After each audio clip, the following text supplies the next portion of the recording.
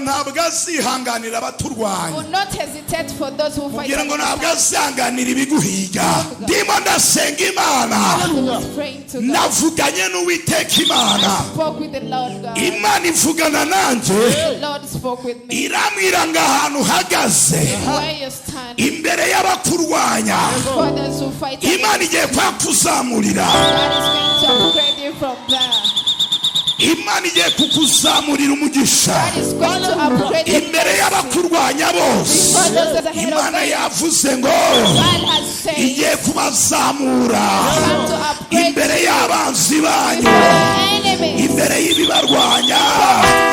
Iki cyumweru tugiye kwinjiramo Imana iravugana nanjye, igiye kukuzamurira umugisha ku buzima bwawe, ku buzima bwawe. Gusa ndaza kukumenera ibanga bishobora gutuma Imana izikagukuza, ikagukura mu cyiciro wari urimo ikagushyira mu kindi cyiciro icyo uzaba cyo.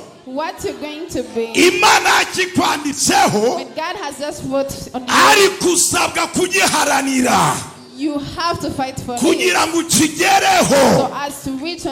Ntabwo nirwo rufunguzo rufungura icyo uzaba cyo, rifungura igeno ry'Imana ku buzima bwawe. Umunyamubiri and fresh person, when you give out an invitation, they still say it won't happen. When it happens, it says it is not going to take long. And when it takes long, they say you won't come back. There's nothing. It is good that we live with confidence and have confidence.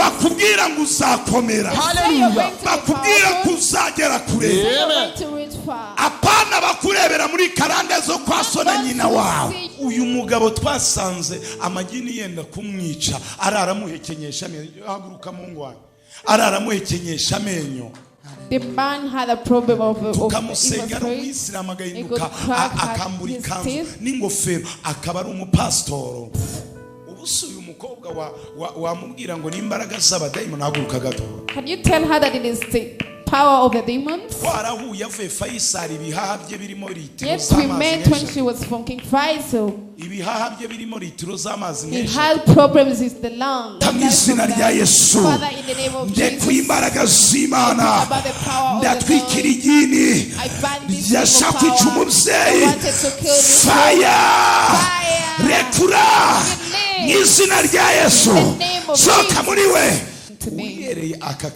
Beginning from now, there's a snake that sleeps into your bed.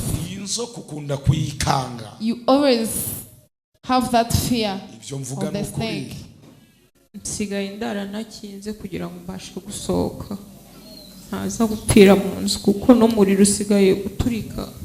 Get over today.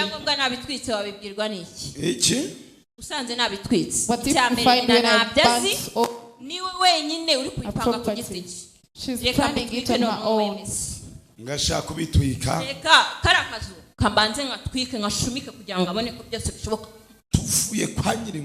After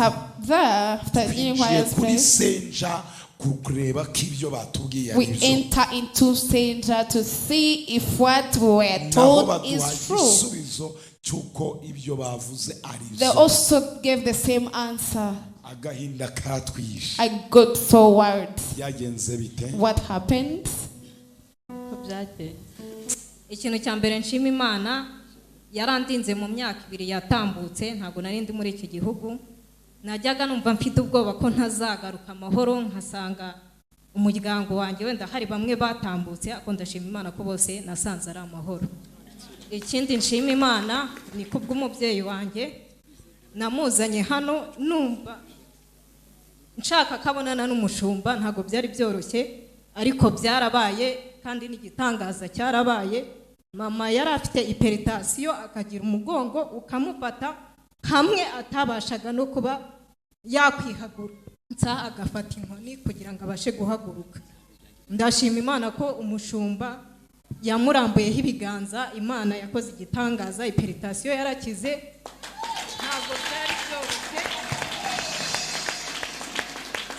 muri icyo gihe ntago we yumvaga ko bishoboka, ariko naramubwiye ngo hari impamvu abibonye, ntabwo akuzi, ntabwo ngewe mvugana n'umushumba, ariko wowe izere ko bigomba gukoreka. Amen.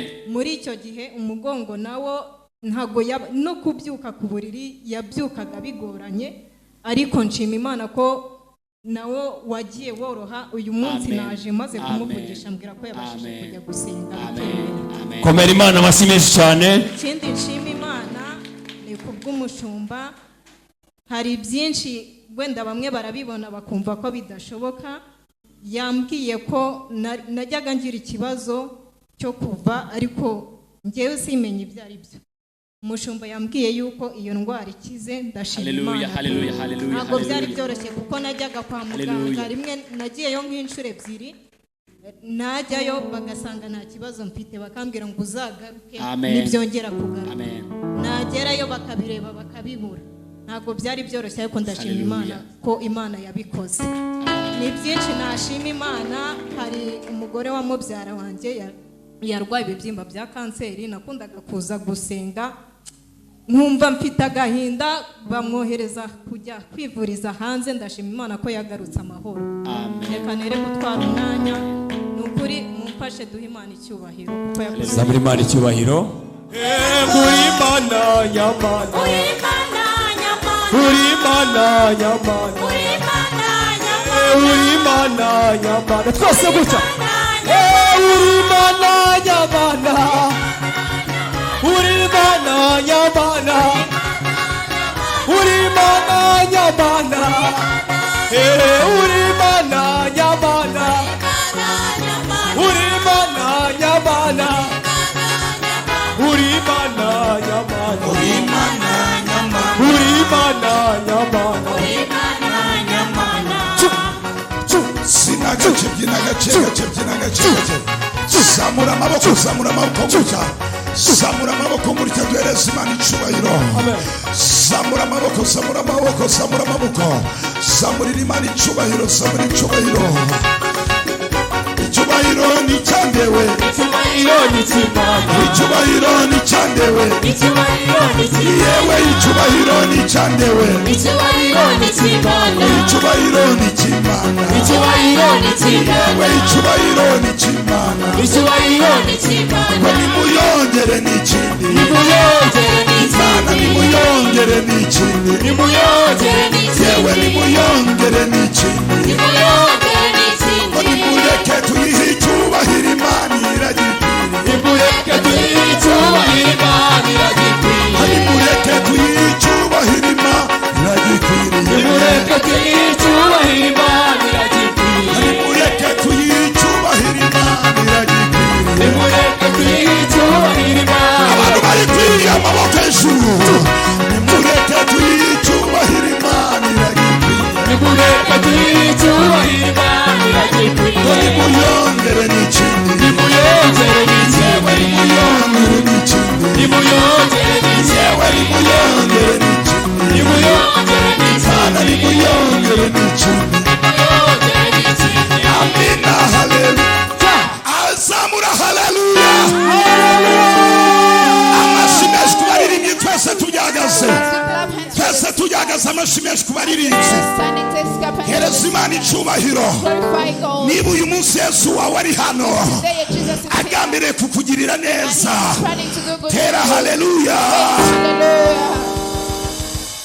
Fatira mwegeye umubwire ngo uyu Yesu twakurikiye, Hold your neighbors and say that Jesus will mubwire ngo follow. ntabwo azihanganira abaturwanya, Will not hesitate for those who fight. mubwire ngo against ntabwo us. azihanganira ibiguhiga, Will not allow for those that are mubwire ngo agiye fighting. against you. kubitungura bikubite Going to supply it and fight it and by force by fire. by force by fire. Wateye haleluya. Can't you raise hallelujah?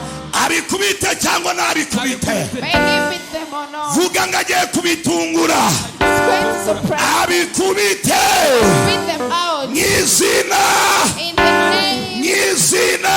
The name. Wateye haleluya. Praise hallelujah. Ndimo ndasenga Imana, As I was praying to God. ndimo ndasenga Imana, As I was praying to God. navuganye n'Uwiteka Imana.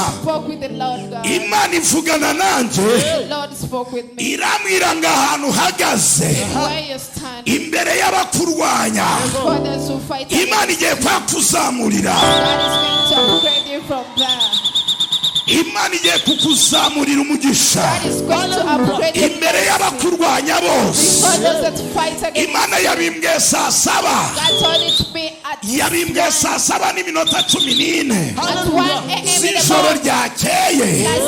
Imana yambwiye nangariza abantu bari bafite ubwoba bitewe n'ibibari imbere.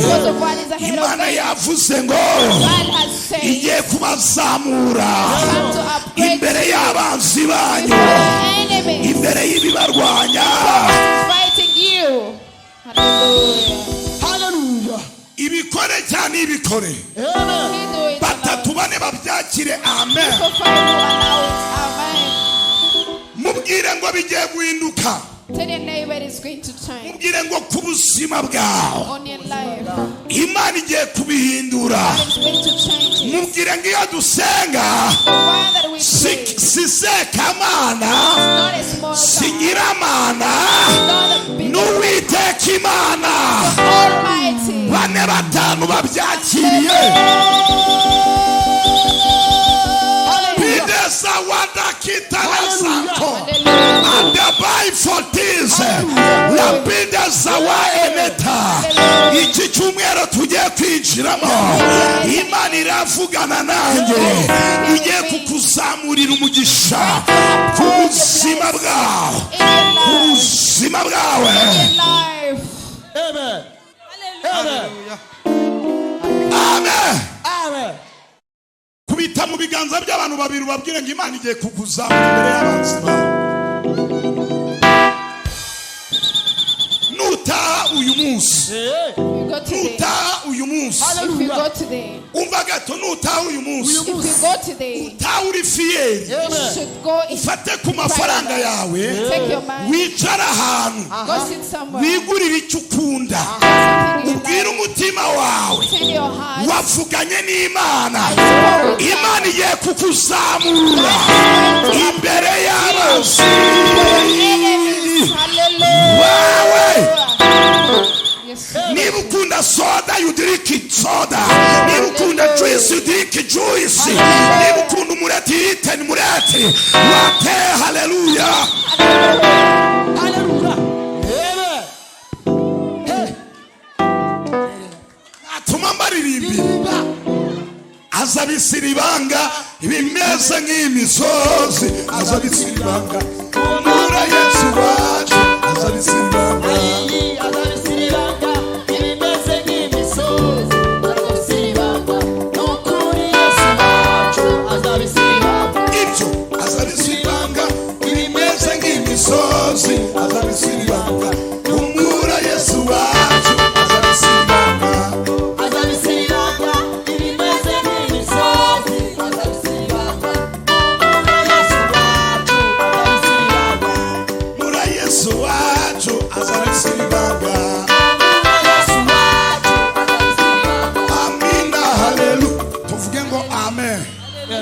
twese tujyagaze. Reka dusome ijambo ry'Imana.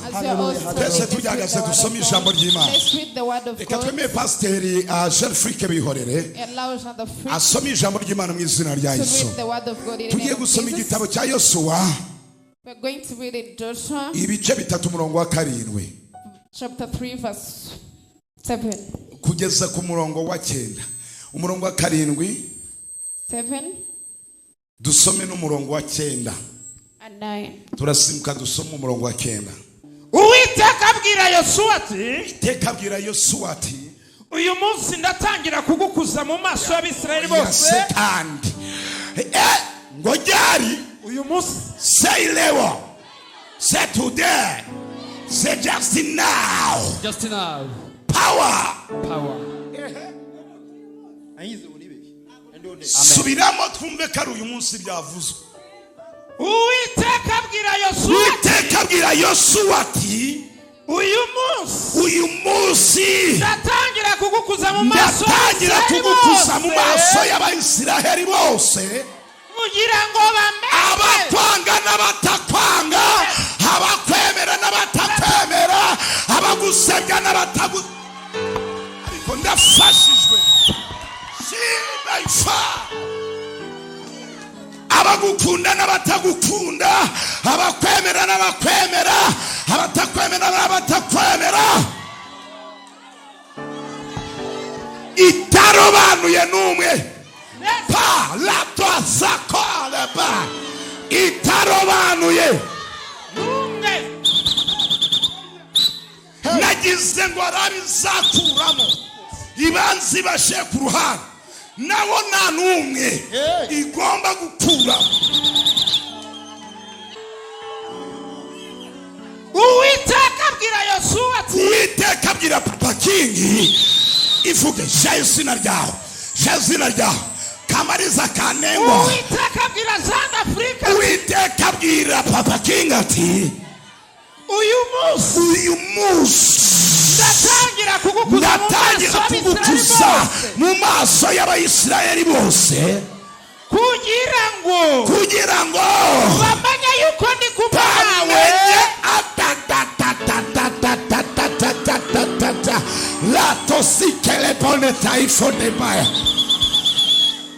Hallelujah. Uyu mugabo mwemereye inkoko nava hayirya.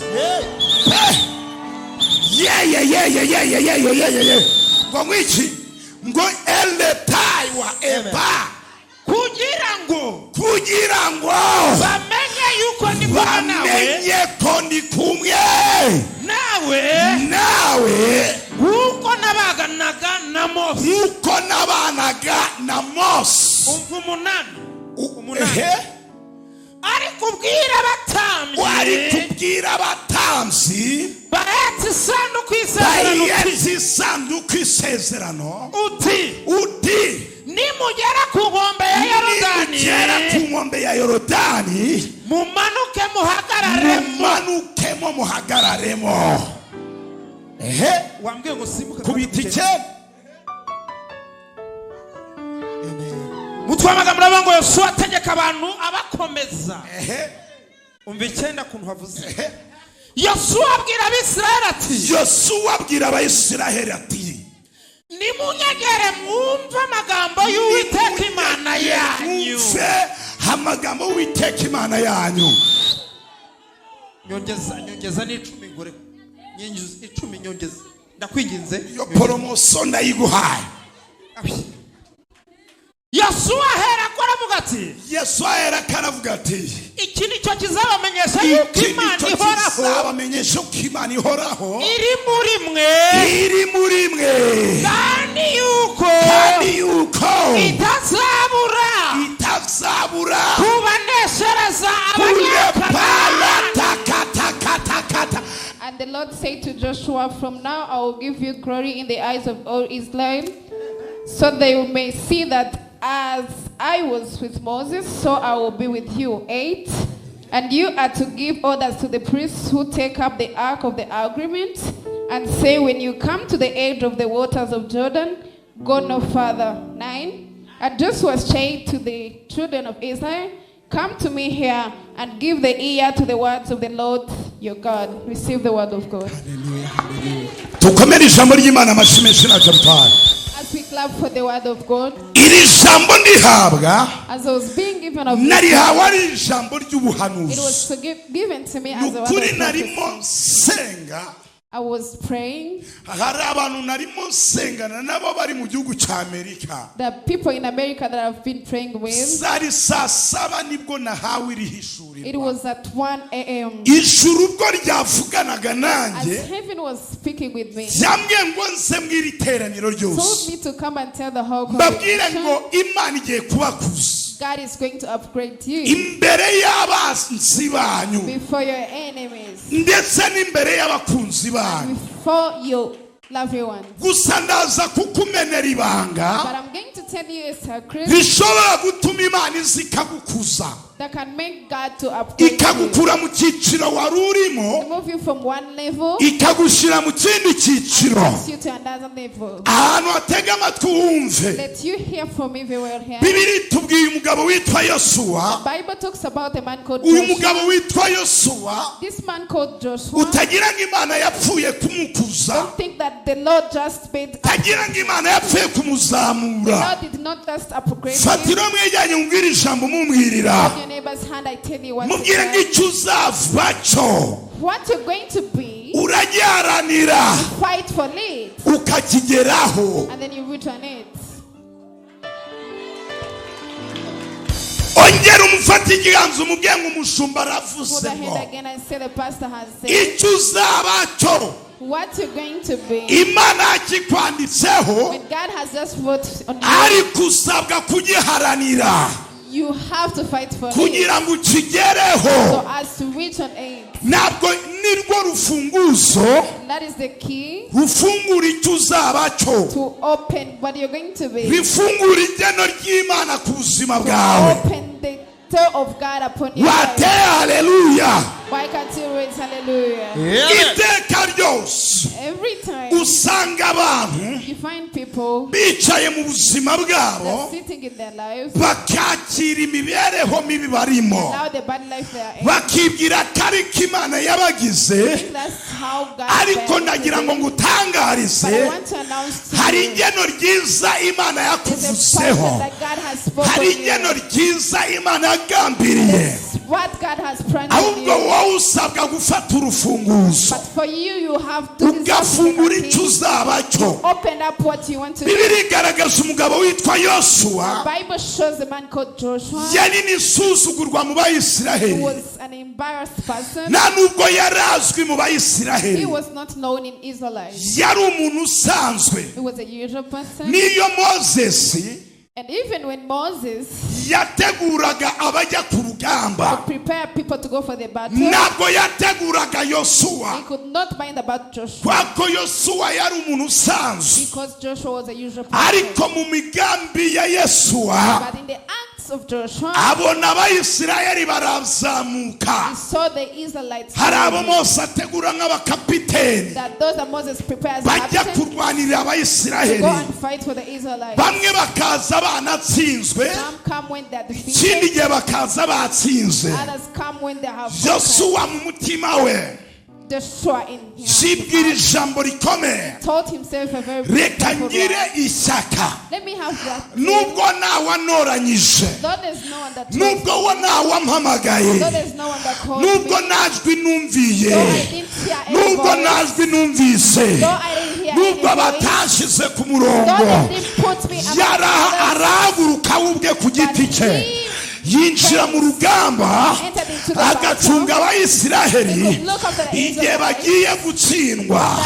Yosuwa akitambika, Yosuwa akarwana, Yosuwa agakubita, Yosuwa agatsinda, agatabara Abayisiraheli. he could rescue the Israelites. Abayisiraheli bataha When the Israelites could go, bakagenda baga amakuru Mose, they could go and give the news to bakamubwira ngo Moses. Mose, They could say Moses. hari umugabo witwa Yosuwa. There's a man called Joshua. Igihe twari ku rugamba, As we were on the battle, abanzi badusumiriye, the enemies were hard at yahagobotse aratabara. he was there to rescue. Niyo mpamvu tubonye This is why you've seen Mose nabyereke Yosuwa, Moses could not show it to Joshua yanamuhereza amanota imbere yabo, to just credit him before ahubwo others. akabyandika ahantu. But he could write it Ahantu somewhere. ndagira ngo muhumve I neza, want you to hear this urufunguzo very. ruzakugeza ku byawe The key to take ni you ishyaka to uzagira mu by'Imana. Ja it is the zeal you're going to yabihanuye, have into yabihanuye, things. ni ishyaka, Hallelujah. ishyaka uzagira mu by'Imana. Hallelujah. Byaraye isumba byose mpagaze mu rusengero rw'Uwiteka Imana y'ingabo. Hallelujah. Nirwo rufunguzo That's the key. ruzakwinjiza mu mugisha, That will make you ruzakwinjiza aho ugomba kugera, that will enter you into ruzagushyira where mu you have to cyerekezo. be. That will give you Igihe a utazaba direction. ufite ishyaka Anytime you have mu no faith, by'Imana, godly things, uri kure y'umugisha, uri kure y'ibyiza, uri kure y'ibyishimo, uri kure y'igeno ryawe ryiza. Ariko igihe cyose uzagira ishaka mu murimo w'Imana, udahaswe, when you're not pushed, utinginzwe, when you're not begged, wowe ubwawe n'umutima wawe, with yourself and your heart, ukagambirira gukorera Imana, you desire to serve God. Igihe utazi, Any time that you don't know, uzatungurwa kuvamo umuntu udasanzwe. you're going to be a special person. Uzatungurwa kuvamo umuntu You're going to udasanzwe. be surprised to be a special Witwaga person. Marigarita, Yet you are called Martha. uvemo Nyiramugisha. Then go into a blessed Witwaga person. Nyiramiruho, You are called the world uvemo person. Munezero. Then that you come a rejoice person.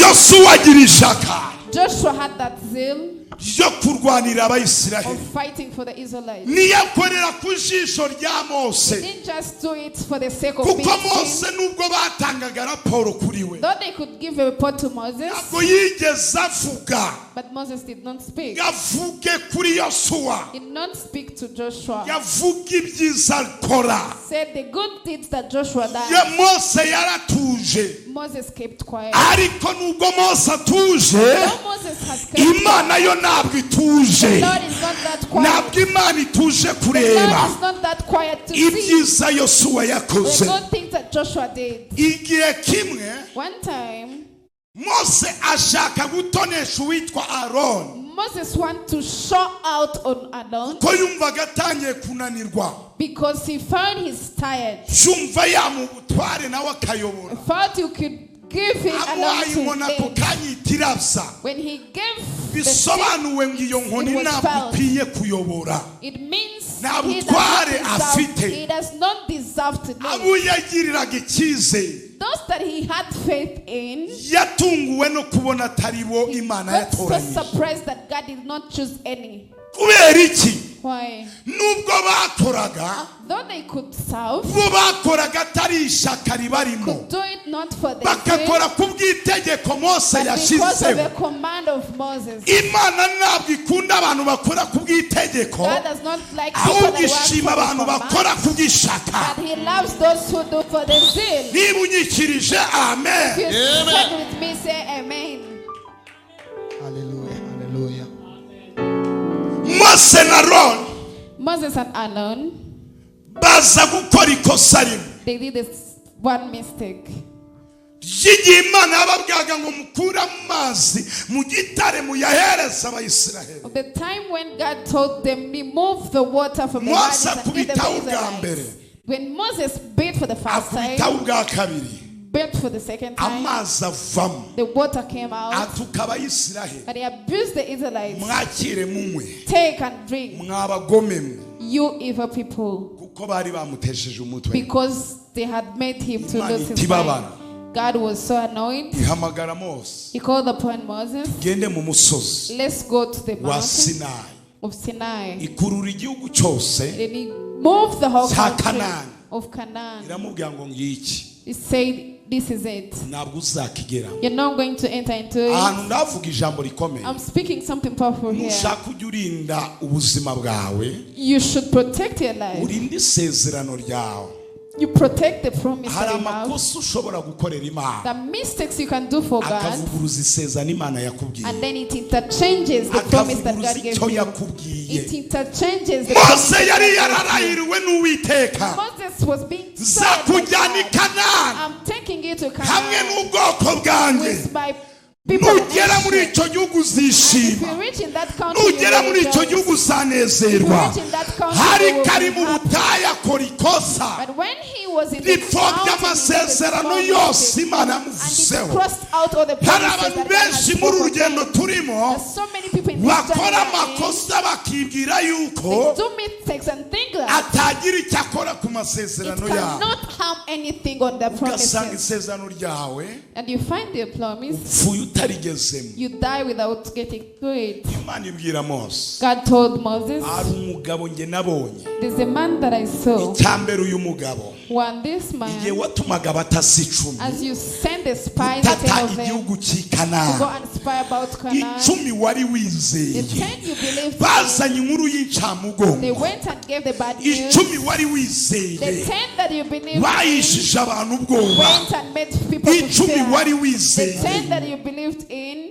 bateye abantu ubwoba. they made people to fear. K'igihugu Imana That the yabasezeranye country that are being promised by nubwo ari God, cyiza, though it is good, batazigera they're bakigiramo, not going to be able to enter batazigera into it. bakibamo, They're not going to be in that kandi country. cyari igihugu cyiza. Yet it was a good country. Kubera iki? Why? Mose yarabatumaga, Moses could send them, ariko bakagenda ari abanyamubiri. but they could go in fresh. Gira umwe ijyanye ngo Imana ikurinde abanyamubiri. May God stop you from fresh people. Abanyamubiri iteka ryose, Fresh people every iyo time. babonye ikintu gitoya, When they see something small, baguca intege they bagahahamuka, weaken you, they discourage baragwabura you, bakaguca intege they discourage you bitewe n'ibyo babonye. because of what they saw. Ariko abanyamwuka, But the spirit of nubwo people, byaba biteye ubwoba, even if it is so binjira mu fearful, isi y'umwuka, bakumva icyo Uwiteka abivugaho, binjira mu isi y'umwuka, bakareba icyo Imana ivuga,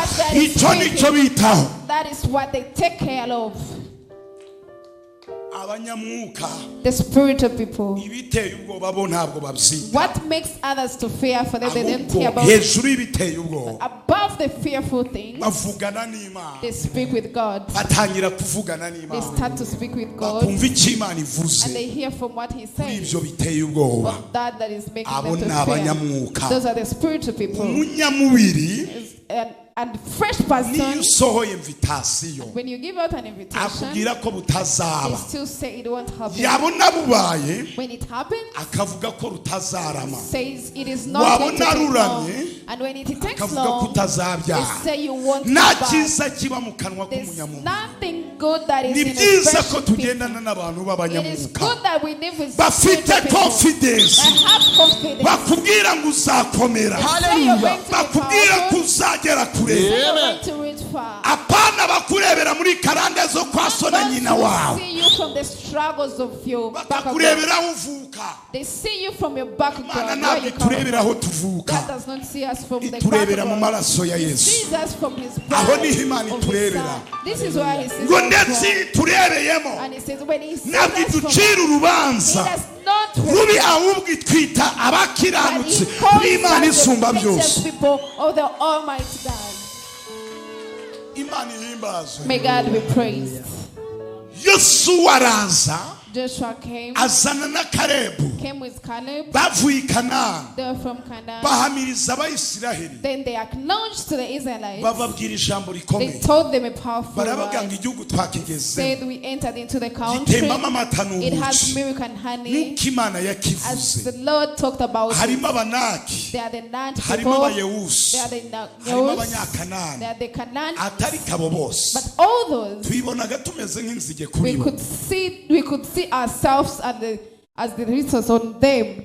Ati se muravuga ibiki? Kandi ibyo What are you n'abandi trying to 10 make? babitubwiye, Even the other 10 also talked about ariko it. hari icyo bari bafite But there's what they saw that I gitandukanye had n'icy'abandi 10. differently from the 10. Barababwira ngo twasuzumye, Said we checked. duteramo sikaneri y'umwuka, We put that as Canaan. dusanga izo ngabo ziriyo And we found that the nta army that tegeko is there, zifite ririrengera. it has no Niba law Uwiteka that finds twishimira, about it. If God tuzamuke does tuhahindure, not, let's go and change. tuzabahekenya Let's go and destroy nk'abamira them. umutsima, niko tuzabarya. That's how we're Nubwo going ari to eat bini them. tuzabarya.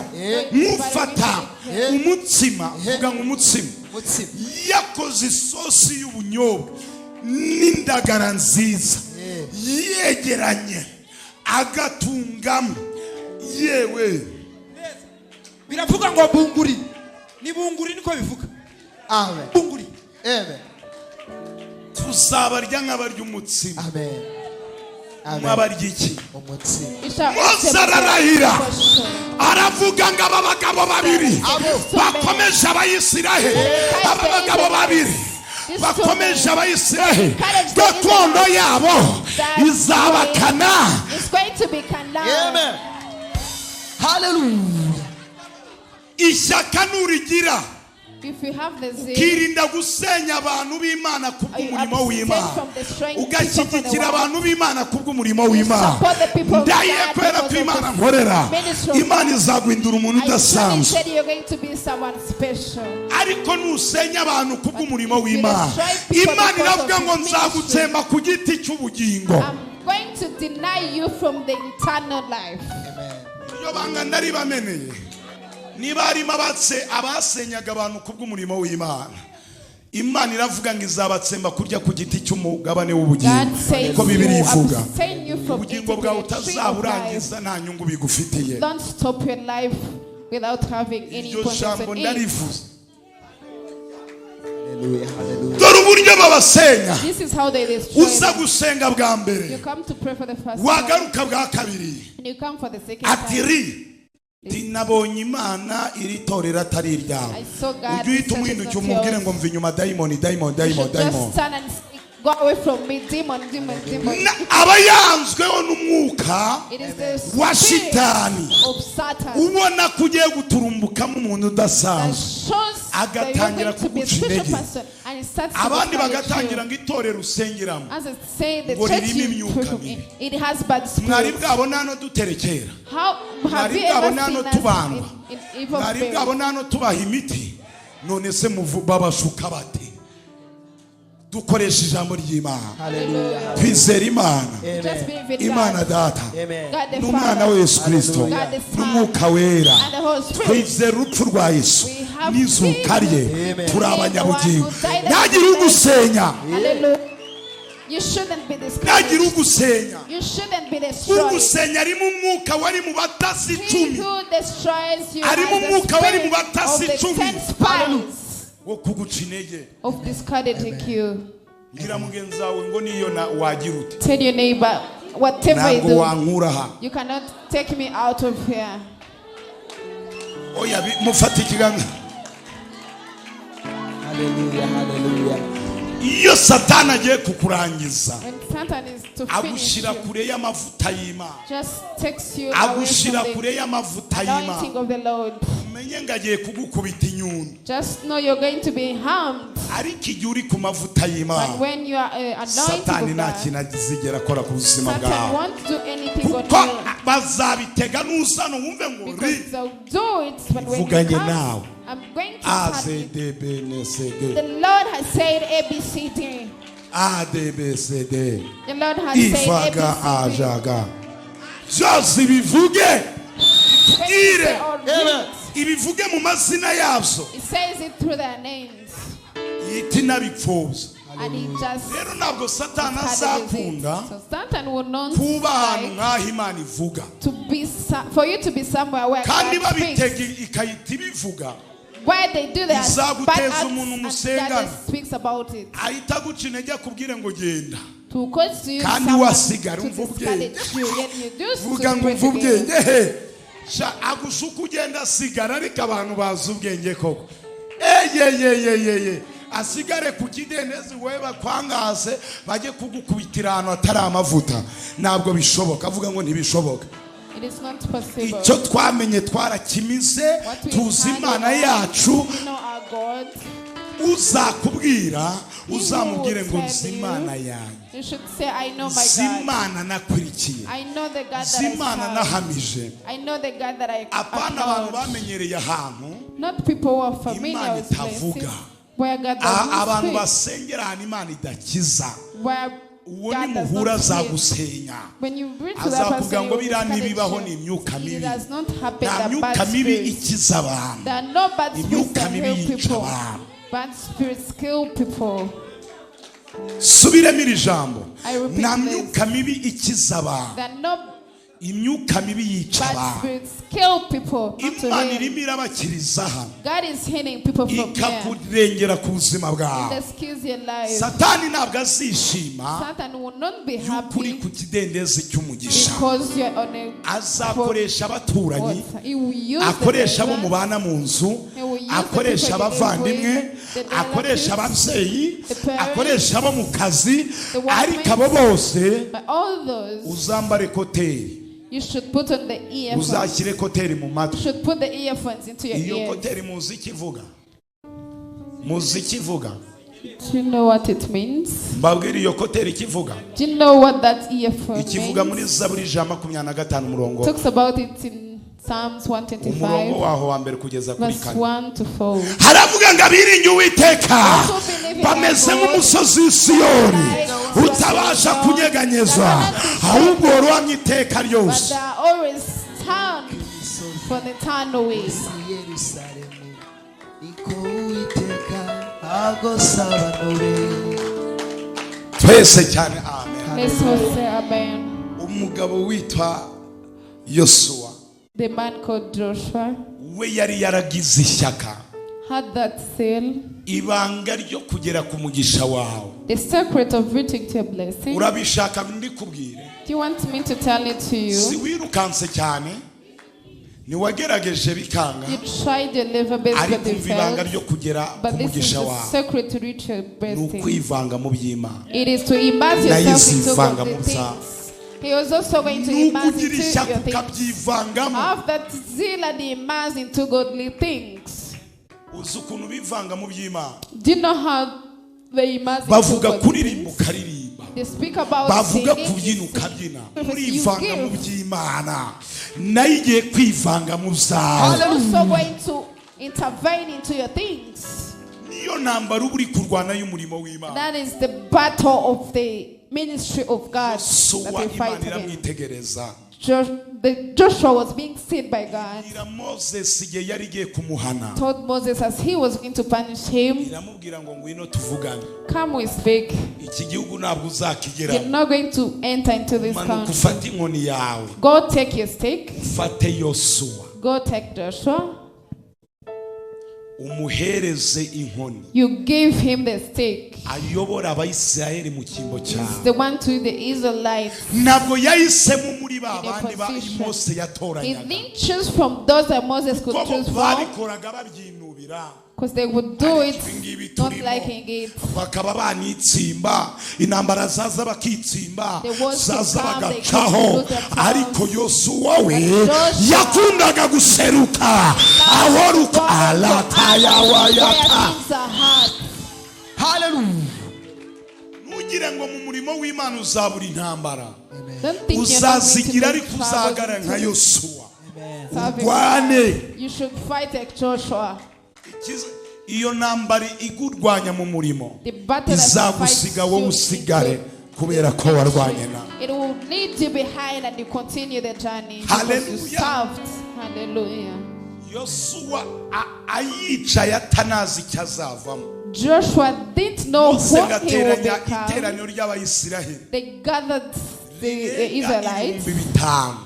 They were above 5,000 Arababwira ngo nyamara and said, ubwo nari mu musozi as I was in the hari mountain, umuntu Imana yambwiye there's someone God told ugiye me gukomeza who kubayobora, is going to continue to lead ugiye you. gukomezanya Is Abayisiraheli, continue with the Israelites. agiye kuba umutware wawe, Is going to be your captain. azabageza i Kanani, Who will make you reach to Canaan. maze abazi kwishyira imbere nabo And those who know how to pride on themselves, buriya ni njye. I'm the one. Tiburiya It might be me. bagiye kumva Yosuwa wiyicariye inyuma utanazwi, Then they heard about utanamenyekanye. Joshua is not known. Kumva Imana yari yateranyije iteraniro, Imana yari yateranyije abantu be, Imana yari yateranyije. God has Hallelujah, gathered hallelujah. people. Amen. Amen. Iragenda Went.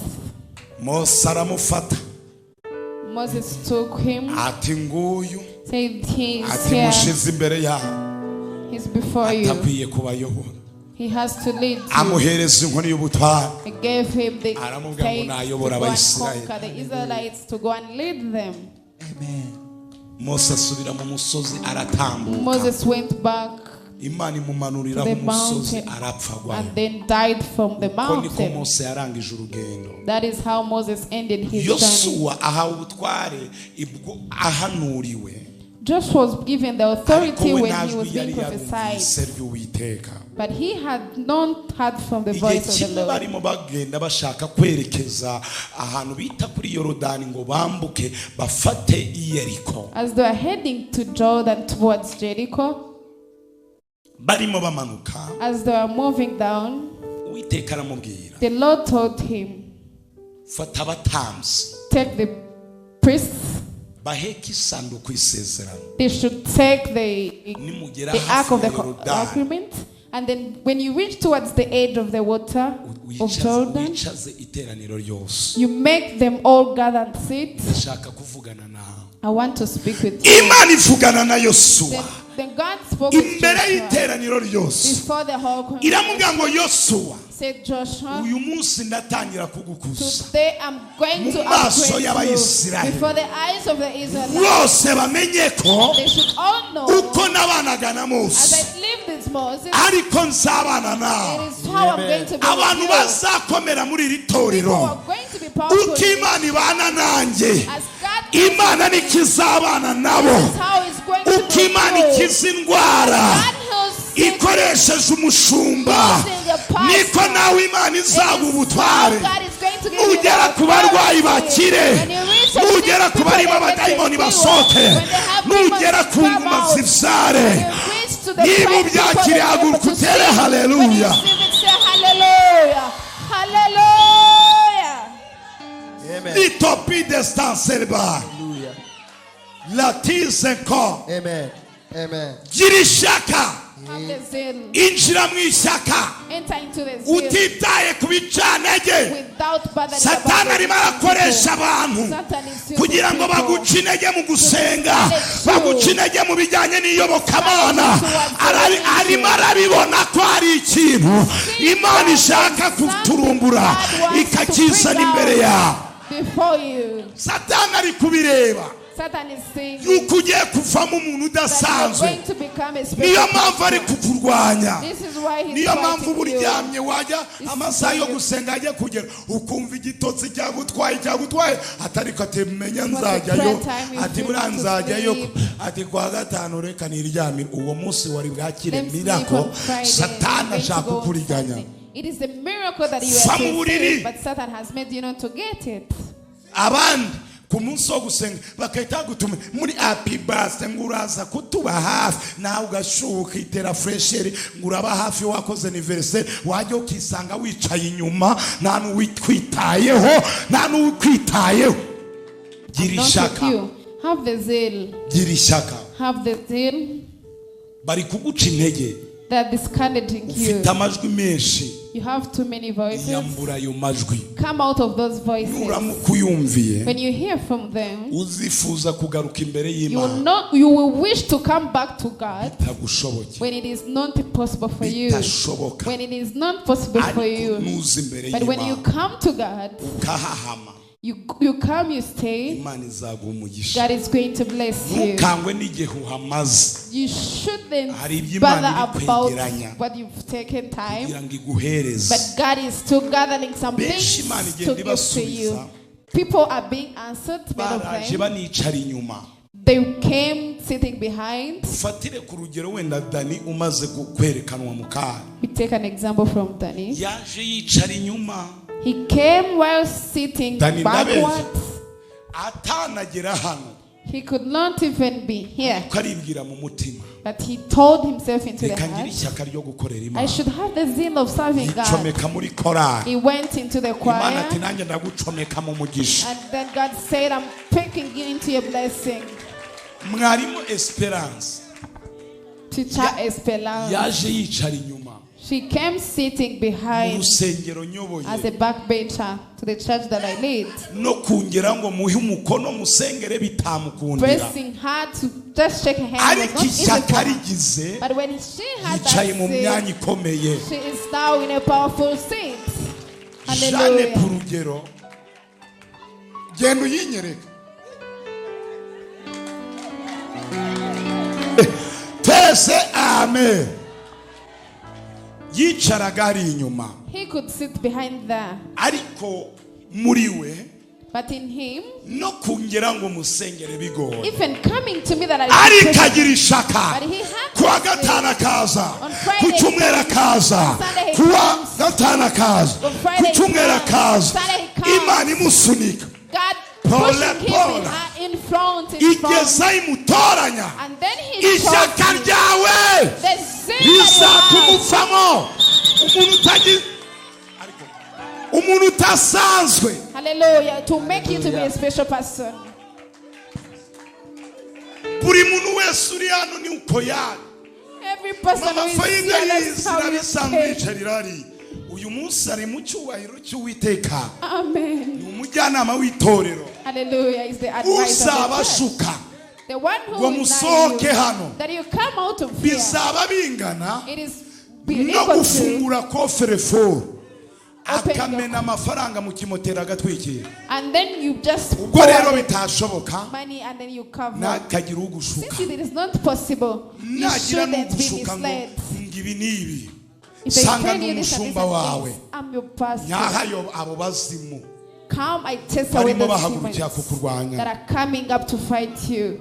itorero ni irihe But it is church. ni abantu bizera It is yesu the people that believe in nk'umwami Jesus n'umukiza as a personal savior. iryo ni ryo torero ry'ukuri That is the true church. kamasobanuro atazagira Let me ukuyobya explain to you that you shouldn't be misled. urusengero rw'ukuri The true church, uyu mutima it is the heart. ni ukwizera It is yesu to believe in Jesus. ugatanga umubiri wawe It is to give out your body. mu baroma 12 umurongo wa mbere Romans 12:1. nuko bene data So brethren, ndabinginga kubw'imbabazi I beseech z'imana you for the mercy of mutange God. imibiri yanyu Give your bodies ibi bitambo to be bizima the good sacrifice bishimwa that n'uwiteka are being by urwo ni rwo rusengero That is the iyo church. wazanye umubiri wawe When hano you bring your body here, imana iguhereza imbaraga God encourages niyo you. mpamvu udakwiye kuhava This is why you shouldn't go out of aha niho here. imana This igushaka is where God wants you bwira mugenzi wanjye from. aha niho igushaka Tell your neighbor you're needed here. This is where God wants you from.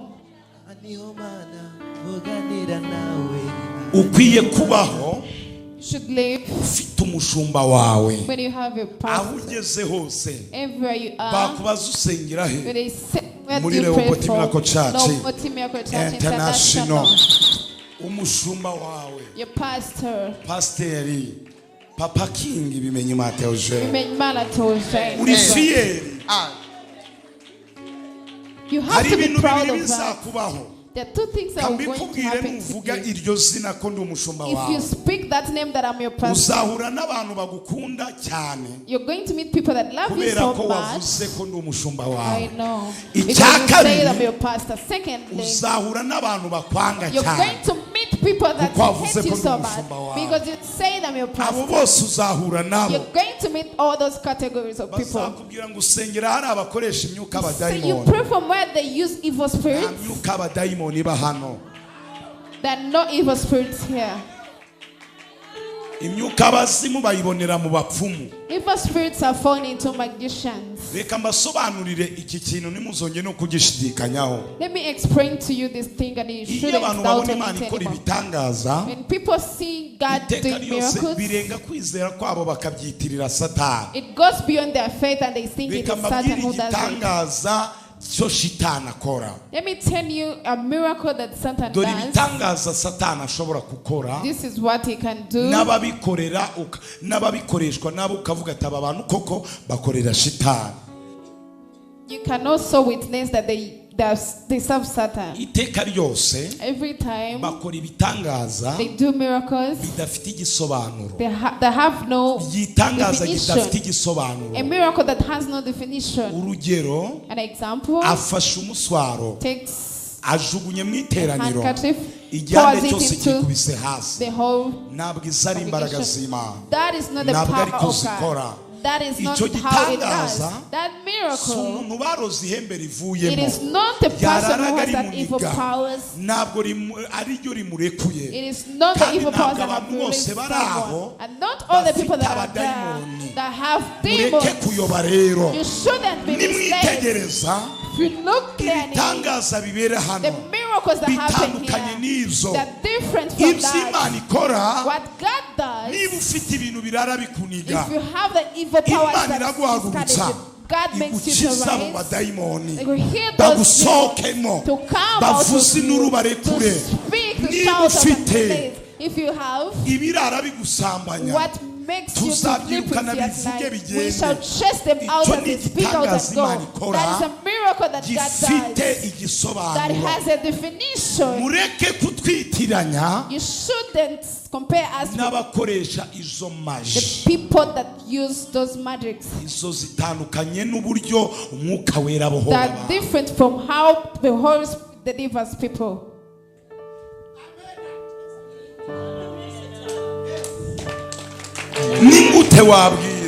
How can you tell me? Uyu mugabo twasanze amagini yenda kumwica araramuhekenyesha akuramo araramuhekenyesha amenyo.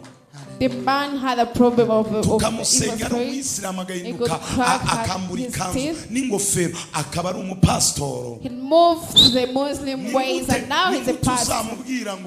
How can you tell him that it is the evil powers of the demon? Yes, he can sleep. He has the power to help others. Amen. Sit. Hallelujah. How can you tell her? She came because of cancer on her leg. You saw it. How can you tell her it is the powers of the demon? Yes, she is healed from cancer. Go out of the mislead. Don't be misled by normals. They tell you, come, tell you where we go and pray from. Those who pray in truth, that the one that pray our Father in truth and spirit, that the ones that are righteous to God, that bear the fruits, that are righteous to the repented people.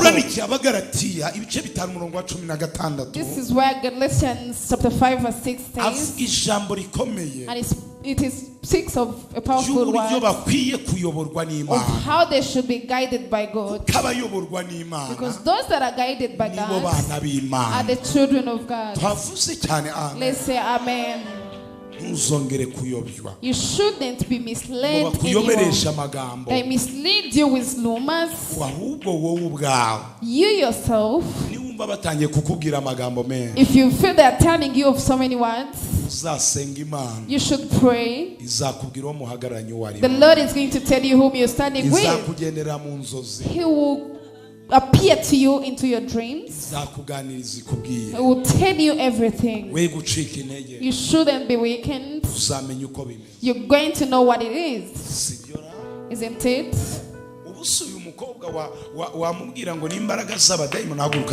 Can you tell her that it is the power of the demons? Yes, we met when she was from King Faisal. He had problems with the lungs. We prayed for her. She healed from the lungs without death. How can you tell her that? How can I explain that?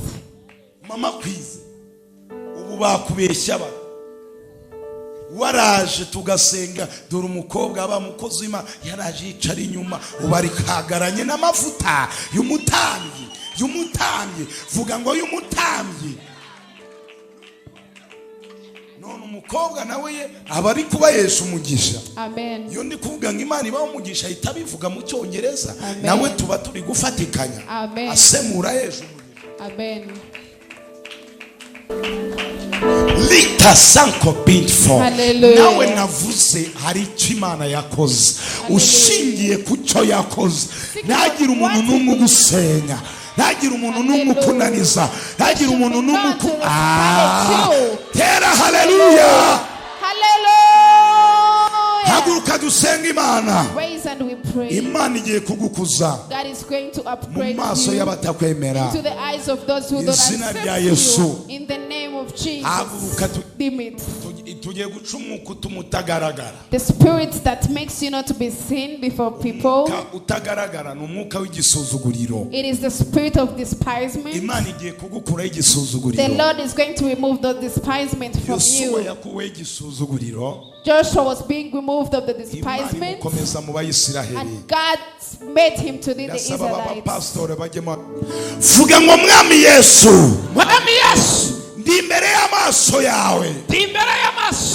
menye neza ko nta nutakura umuntu nta nutageza umuntu uyereye aka kanya hari imbaraga mbi yasenyaga mu kugukorera yancaga intege nkumva nabivamo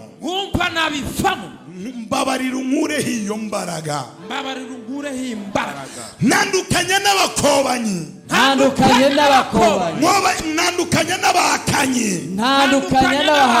by force by fire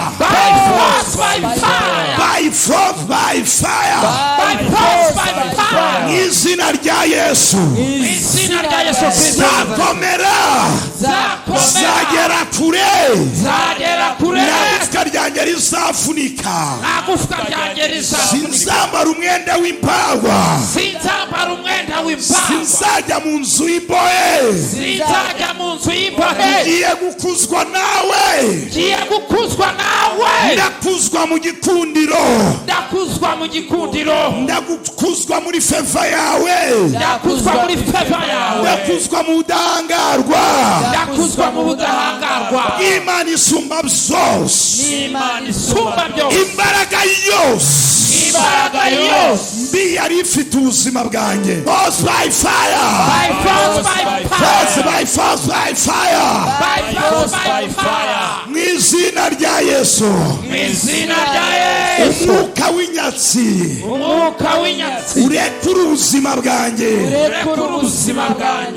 vuga ngo mwami Yesu uhereye aka kanya buri kintu cyose cyari gifite ubuzima bwanjye kigiye kundekura hari aho ngiye kuva hari ahandi ngiye kujya bikora utambuka hari aho mvuye hari ahandi ngiye mu izina rya Yesu Kristo ibyararaga biniga ibyanereraga umuryango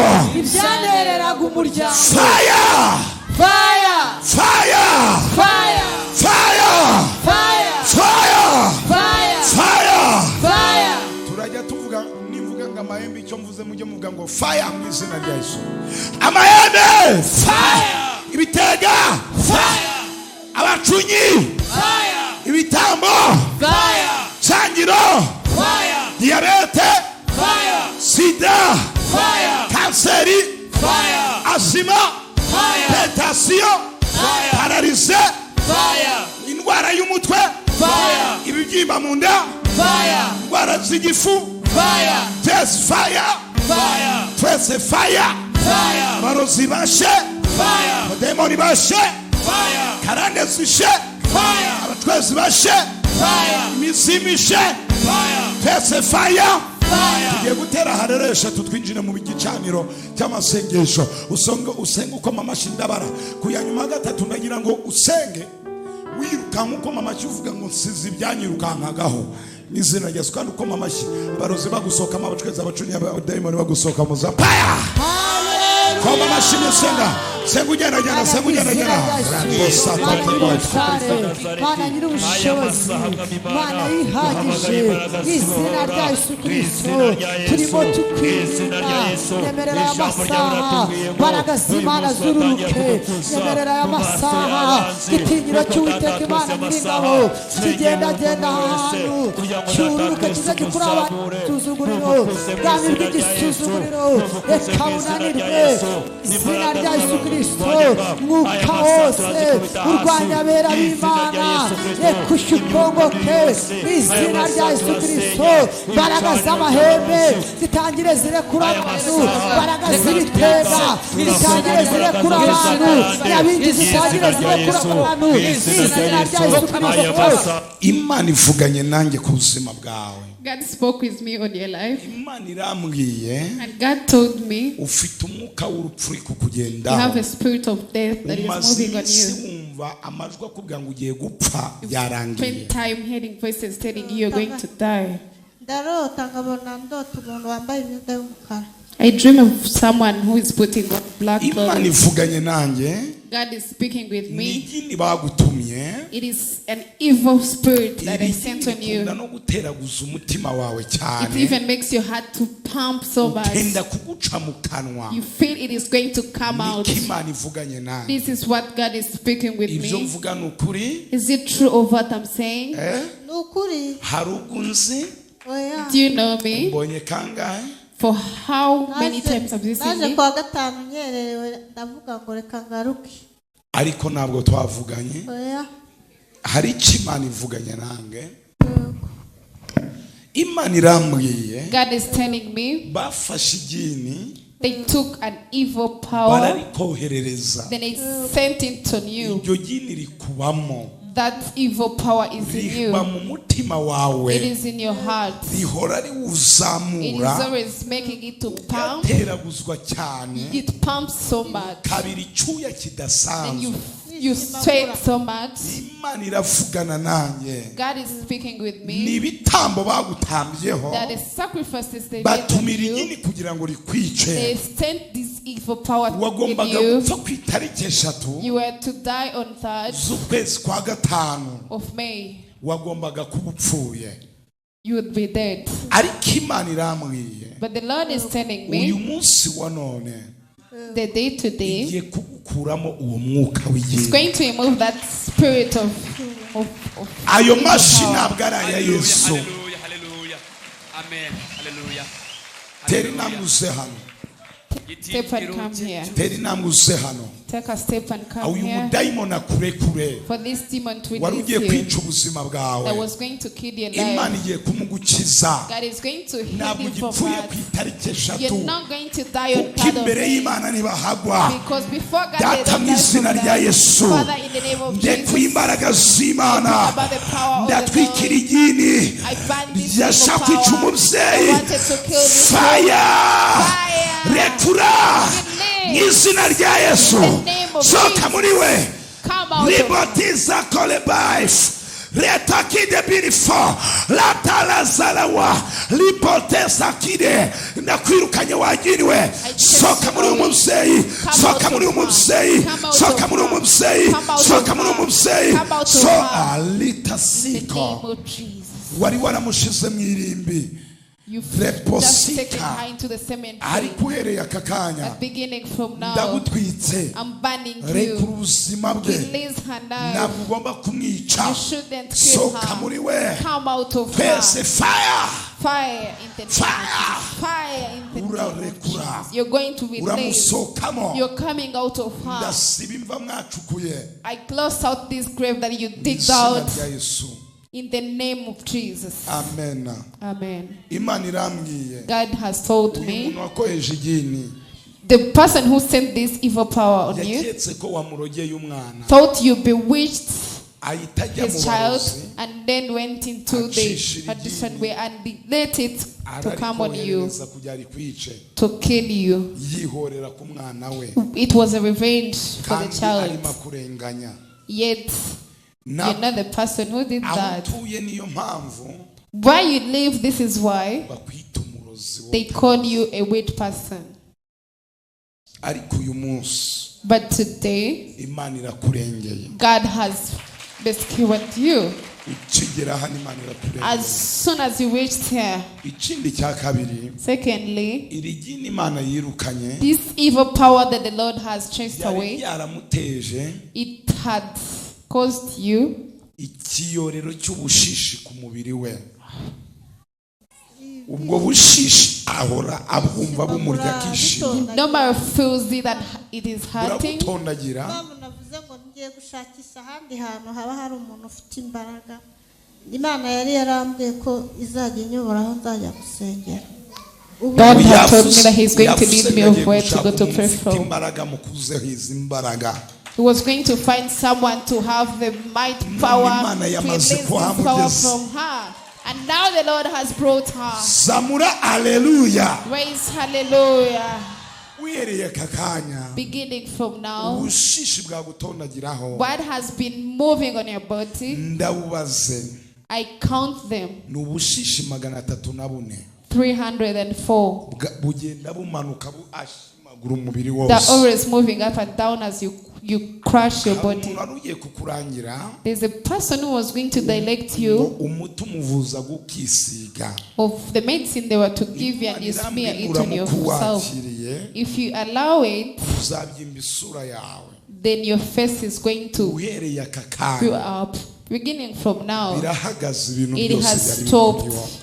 All the troubles, all the sickness, you're not going to crush yourself again. The demons that were in you are going out. And there's no death on 3rd of May. The Lord has given you life in the name of Jesus. Hallelujah. Why can't we not hallelujah? As you all say hallelujah. There's someone who has been dreaming of her running out in this area that I'm in, and the spirit of madness they had put on you. God has told me it was 2 things: the death of your elder child, or you getting mad. That God is telling me, as I prophesy, that person, the spirit is going to kind of move out of her, and he's going to take off. You're going to see it right now. For God, and time I followed God. Reposi time I shan't been in a wife. I can see this evil what that was brought from a Muslim woman that lives in Nyamirambo. They sent it into this person's life. When it attacks you at night, you feel headache, you lose sleep. The small sleep you feel like, you feel you dream of when you're running out. Raise and hear from what God is saying. If that person is here and you hear from what I'm saying, raise on your feet. The Lord is speaking with me that the demon that was on you,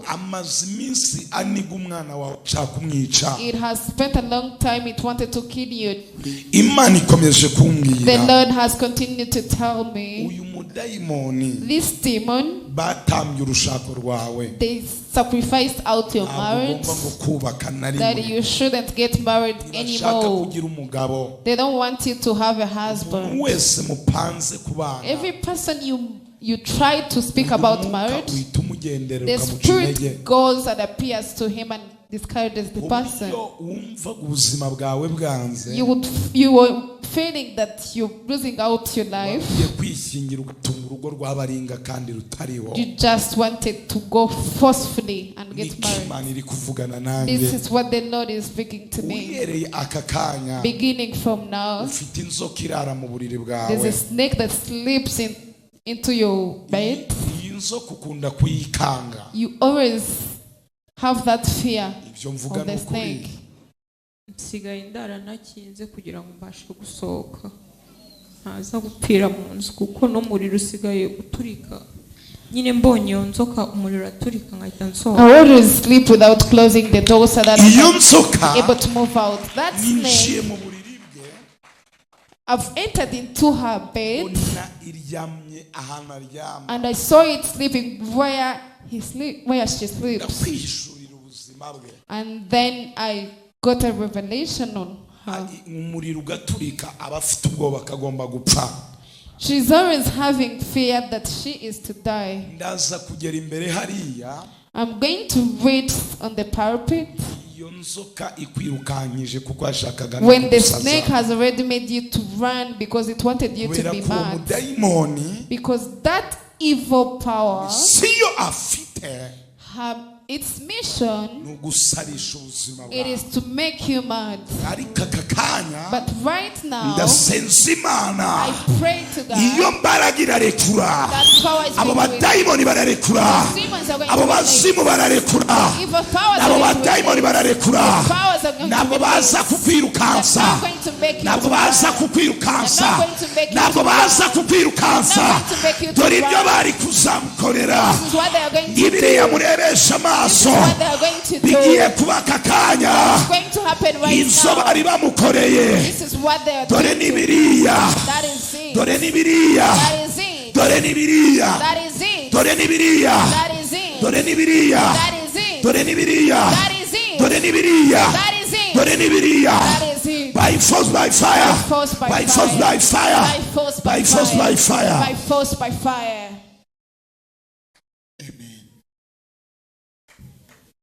Rita Sikaibai. Hallelujah. Hallelujah. Rita Emai. Turekinzo kimwiche. Should we let this snake to kill her? Should we let the snake to kill her?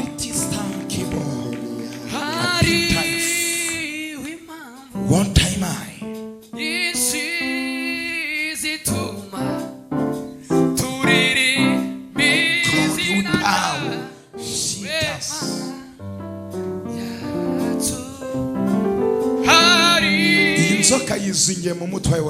The snake is in her head. It has tied itself in the head.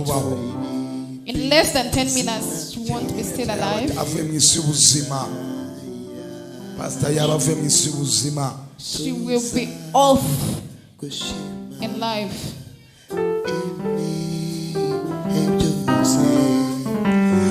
Son of fire. Fire. Fire. Fire. Fire. Fire. Fire. Fire. Fire. Fire. Fire. Fire. Fire. What do you want, you snake? Ariko rwose uko nasonigira ndamubwira nakubwiye ko uyu mugore atazancika. I told you this woman is going to go out of me. She said I'm going. But she won't. naramuyobeje ibyangombwa bye barabimwimye. Ejo bundi ntago babimuhaye. Wowe urabisiko babimuhaye cyangwa nabituze. I've spent a bunch of all the requirements. But she's going where? Ntago yagenda. She cannot. Ntago ari umugabo agiye gucuruza. Namara gucuruza azabona umugabo umukunda. She's going to sell. Yanyibwirishije ngo agiye Nyamata. Nyamata hehe ngiye ko mbizi. She's told me she's going to Nyamata, but not. Nyamata he. Ntago ari hagiye. She's not going to Uramuzi Nyamata. ariko kuna ari Nyarugenge. Arambeshya akagira ngo she's a wise woman. Mugakore namwe. Mwavuganye se. Did you talk to her? Yamamagaye arambwira ngo musigarane abana. I said that ndamubaza ngo should ugiye stay with the kwishungusha. children. Arambwira ngo ntago yashaka. Say they cannot get married. Ndi nawe azashaka. Yewe binera. Umugisha wenda ufite. Get married. I have her blessing. Ukwezi kose ntago amaze ibisarara adakinze. The whole month she has not been closing ngo the niba door. mwicira mu nzu. Aramubwira ati ntacyo nzaba. If they kill you kandi from na the house, nijoro umuriro waturitse asohoka vuba. even at night the Sanga fire amagaze broke mu out. muryango. Zamute kugira muturitse uyu muriro. How do you do it to kandi make the nshaka fire broke kumwica. up? Ejo bundi ntago namuteje impanuka. Ntago I yarapiriye caused mu her muhanda. accident. She was Nari going to die from niyisiye the way. njyewe. Mundeke. Navuze mundekure.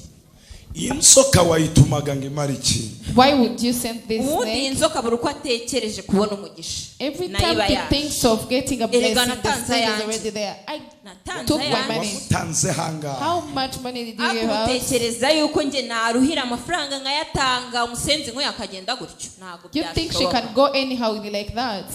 Ngo ni To the money that I fought for. Uzimaze gushaka kangahe? Maze gushaka kangahe? Do you know how many times I got married? wanjye akangira inama ukagira ngo nundi muntu wo ku gasozi kumbe ari inshinzi irimo ingira inama. She advises me. Kugira inama imeze ite? With arambwira ngo advice. nihangane gushaka niko bimera. Uyu munsi biratagaciro. It is going to get over usanze today. ibyangombwa nabitwitse wabibwirwa n'iki? Iki? Usanze nabitwitse. What if you find when I burnt or niwe wenyine uri kuyipanga ku giti cye. she's planning it on her own? Ngashaka kubitwika. Reka karakazu kambanze ngatwike ngashumike kugira ngo abone ko byose bishoboka. Twese no fire. It's a fire. Fire. Fire. Fire. Jesus. Fire. Fire. Fire. Fire. Fire. Twese fire. Fire. Twese fire. Fire. Twese fire. Fire. Twese fire. Fire. Twese fire. Fire. Nabyo utwike. umugisha nkandi ariko. How can she get a blessing? Iyo mubonye umugisha abazimu bibaryaye. We yavuze kazarera abana kugeza apfuye. She said she's going to bear with the children until death. Arifata kansiga. How can she close the border? She cannot go away from me. Tuvuge ngo ibyo bitamba byose. All those sacrifices biteshejwe agaciro. they are being disqualified. Mu izina rya Yesu Kristo. In the name of Jesus Christ. Uhereye nonaha. Beginning from now. Tubirabihiriza. Ntabwo byavamo. Nirega naje. Fire twese. Kananye nkumvishe ko mpari. Fire twese. Fire twese. Fire twese. Fire twese. Fire twese. Fire twese. Fire twese. Fire rekura. Fire rekura. Fire rekura. Fire rekura. Fire rekura. Izina rya Yesu. In the name of Jesus. Ndakwirukanya kakanya. I chase you away right now. Usindurure kure buno buzima. Speak out as you go. Mu izina rya Yesu Kristo. In the name of Jesus Christ. Ibyo wakoze byose. All that you did. Bitesheje agaciro. Inzoka nayitwitse. Ibyo watumaga gutwika inzu ndabitwitse. Ba izina rya Yesu Kristo w'i Nazareti. Twinjiye muri iyi nzu aka kanya. Turahumanura iyi nzu mu izina rya Yesu. Purify it in the name of Jesus. She made it last night, but this night she's not going to make it. She's going to live.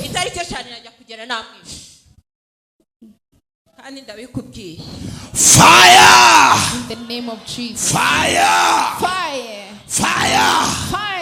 Lito sikole mone shantole binifa. Ndagutwitse mu izina rya Yesu. Rekura buno buzima. Release this life. Uzindure kure. Cry out as you go. Ndagutwitse aka kanya. Mu izina rya Yesu Kristo. Ndekuye amaraso ya Yesu. Amenaguye uyu murozi. Destroy out this evil person. Ibyo yamushizemo byose. All that she put into her. Ibyo yamutongereye byose. All that she spoke on her. Biteshejwe agaciro. To be disqualified. Vuza induru yanyu mugenda. Cry out as you Fire! go. Fire! Fire! Fire! Fire! Fire! Fire! Fire! Fire! Fire! Izina rya Yesu. In the name of Jesus. So kama wanzoka we. Come out, you snake. So kama wanzoka we. Come out. I chase you away to release this life in the name of Jesus. The fire of God to burn out all these evil powers. We stop this spirit of death. You have no authority, you have no power on her. In the name of Jesus Christ of Nazareth. Beginning from now, this snake is gone. This snake is gone. The snake is gone. The snake is gone. The snake is gone. The snake is out.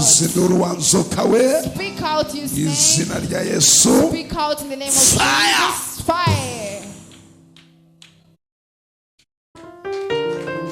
Amen. Litosi emai. Haguruka gatoya. Imana irambwiye.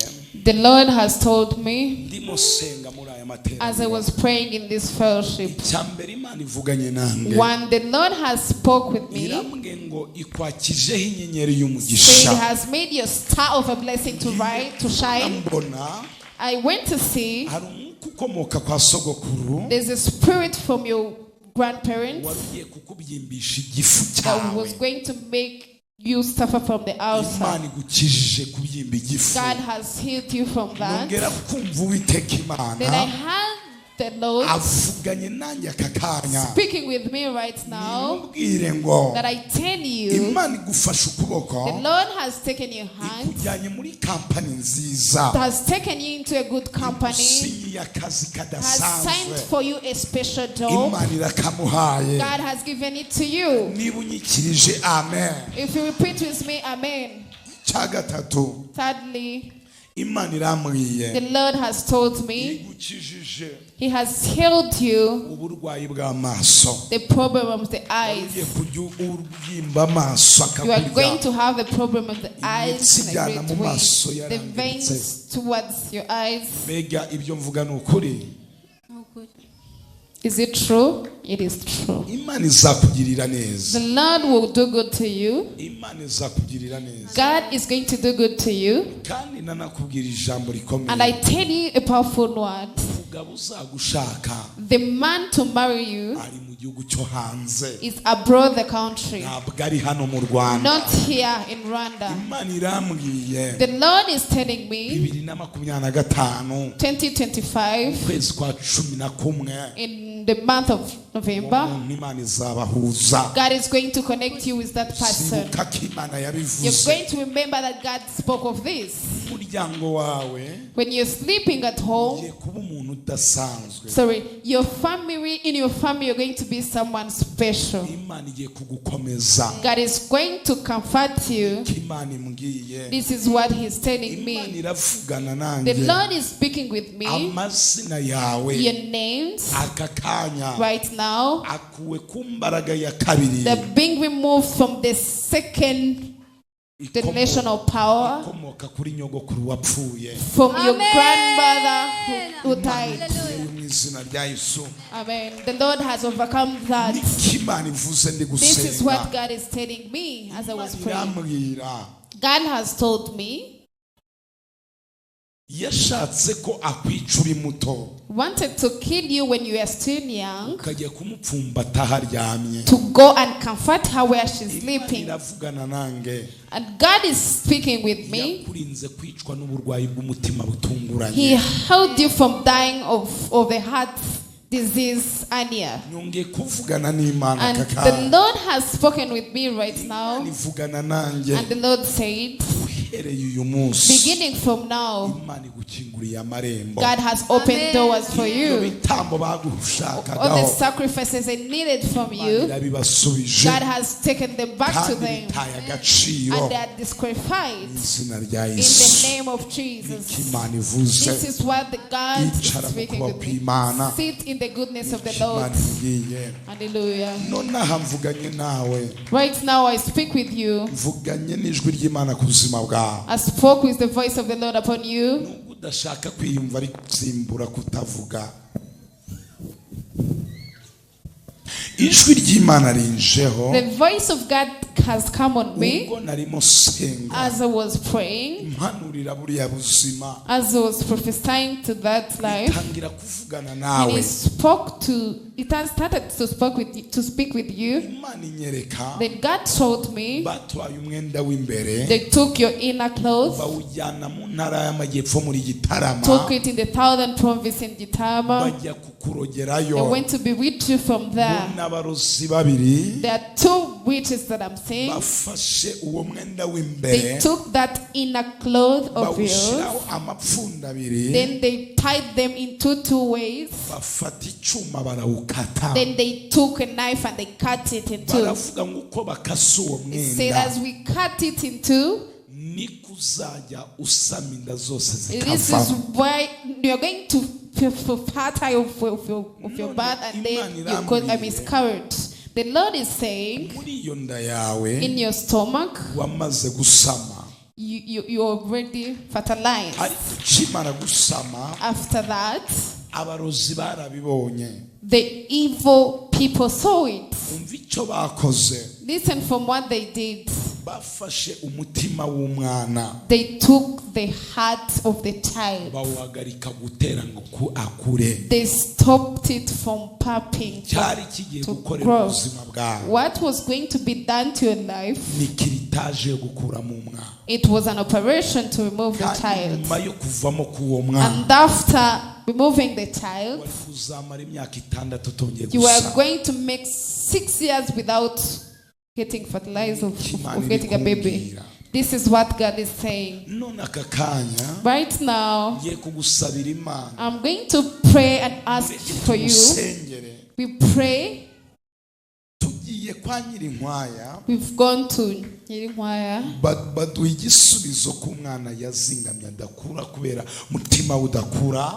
They gave us the answer that the child is no more growing because of the heart that is not pumping. Should we go there? After Nyirinkwaya we enter into danger to see if what we were told is true. They also gave the same answer.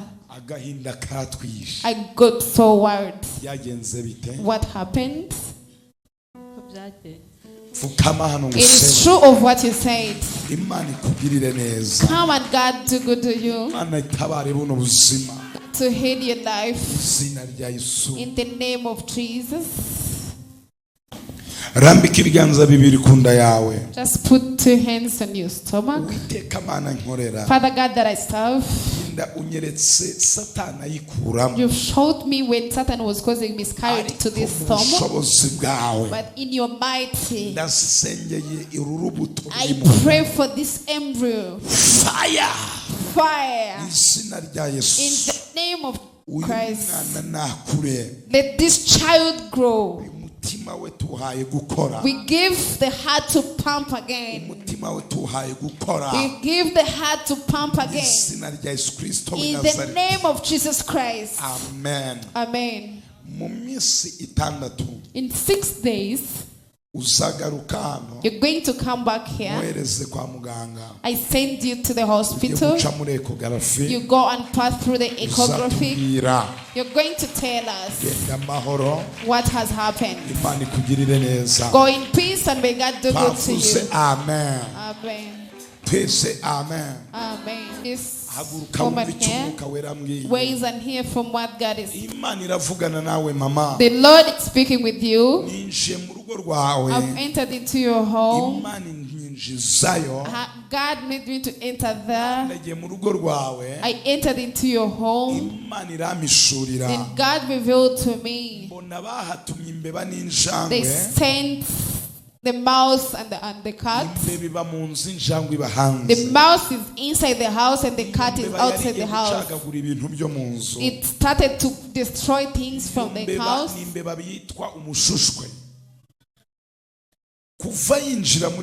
Ever since it entered into your house, you're always having headache. Is it true of what I'm saying?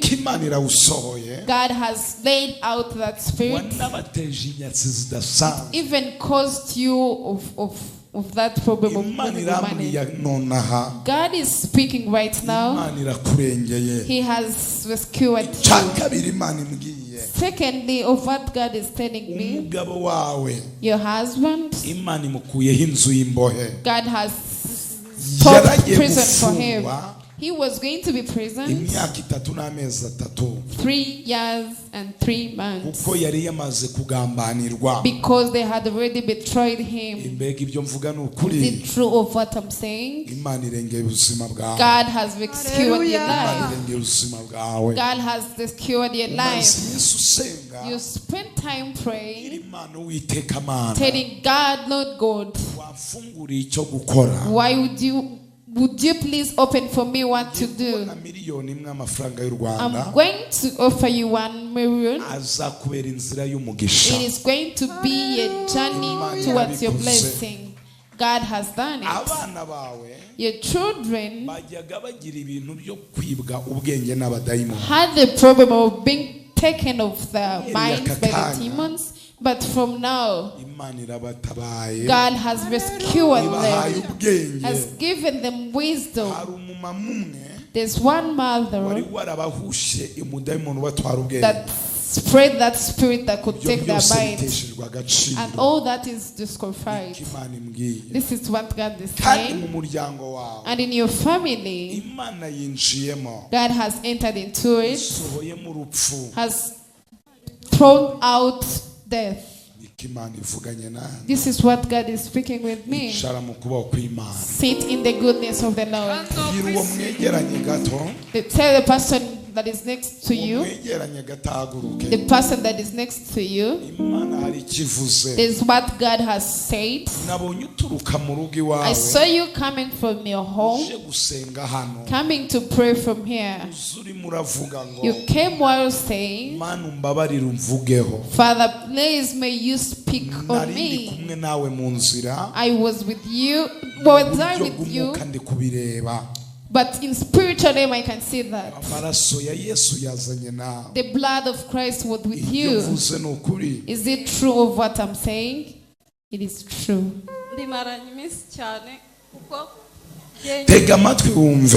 Listen to me. What God is saying. There is a demon, and that demon, it's a spirit that lives in your stomach. You normally feel it moving from one way to another. And this is what the title is for you. It always makes the blood to flow. It was going to be 4 years. You were going to die when the blood is off your body. When did you start breathing?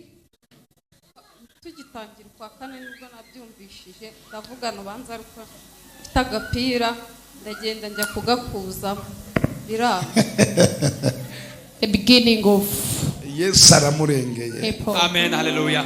Yes, God has rescued Amen. you. Beginning from now, you've received to be rescued by God. Amen. Little seed been formed. Hallelujah. Satan had planned that you should die of AIDS. You are even going to commit suicide because of that. In the name of Jesus, I give you life back. In the name of Jesus, this power, fire, this demon to come out in the name of Jesus. Come out of her life. Come out of her life. This spirit of the tortoise and the power to be killed by that sickness. I stop it. I stop it. Beginning from now, your blood is healed. Hallelujah. Hallelujah. Genda wiyicarire ngazamura ibiganza bya data mu izina rya Yesu. Aba bana bahagaze ko bahagaze duraye mu mugisha wawe ubakingurire amateka akomeye kuri bo. Bakiva hano bakingurira umugisha icyumweru cyose tugiye kwinjiramo. Ubakuze nkuko wabibabwiye, ubakuze mu kwakira, ubakuze mu gikundiro. Imana irambwiye kuwa kane no kuwa gatanu. Kwa kangahe? Imana iravuze ngo tuzakora amasengesho yo kwiyiriza ubusa. Kuwa kane muzayakora aho uri mu rugo iwawe. Nurangiza wiherere usenge. Umvo banza ubyumve. Ni amasengesho yo kubwira Imana ngo Mana urimo uranyumva neza. Nyuranyiriza ibihe. tuzaba turi ku munsi wo kunyuranyirizwa iki ibihe. Imana irambwe ngo hari ibihe Imana ibahinduriye muri ayo masengesho. Noneho kuwa kane muzatangira mu gitondo, urye saa 12 zuzuye, ufata icyo kurya. Kuwa gatanu uzagaruka hano utariye, kandi ubwo iyo uriye ushobora kurya kuva saa 12 ukarya, washaka ukageza saa 5:59 ukirya. Iyo saa 6 zuzuye z'ijoro uba utangiye umunsi, ntabwo ugomba kurya. Hari abantu barya mu gitondo ngo ubwo ntabwo ndi burye saa 6, ngo ubwo ndaba ngize gute niyirije. Ubwo tuzongera tugaruke hano, tuzayasoza no kwa gatanu twiyirije. Umuntu uzaba mwayo masengesho mbarahemagaze ku gatuti, Imana izamuhindurira amateka, kuko ijwi ry'Imana rirabimbwira. Uranyumva? Uziyirize usenge.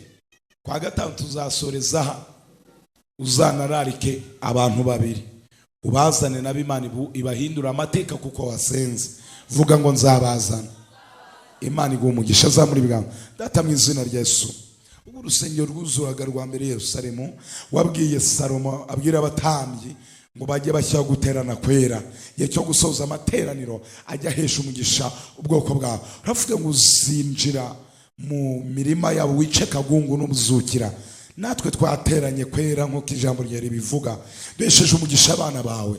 Cyumwero cyose ubaho umugisha, kwezi kose ubaho umugisha, bazakanajya bazarindwe. Imana yambwiye ngo ikuye impfu mu miryango yanyu zitunguranye. Cya kabiri, Imana irambwiye hari abantu baryamaga nijoro bakumva ibintu biraririra inyuma y'urugo, ku buryo bibasaba kwitwikira kugira ngo batumve ibyo bintu birara birira. Imana irambwiye ngo n'abarozi batumaga amajangwe akaza gukungura impfu n'ibyago mu miryango.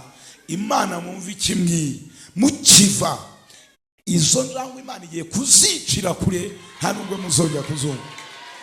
Cya kabiri, hari abantu babuze ibitotsi, Imana ibahaye gusinzira. Niko Imana imbwira. Urakoze mwana, kuko uri Imana igira neza.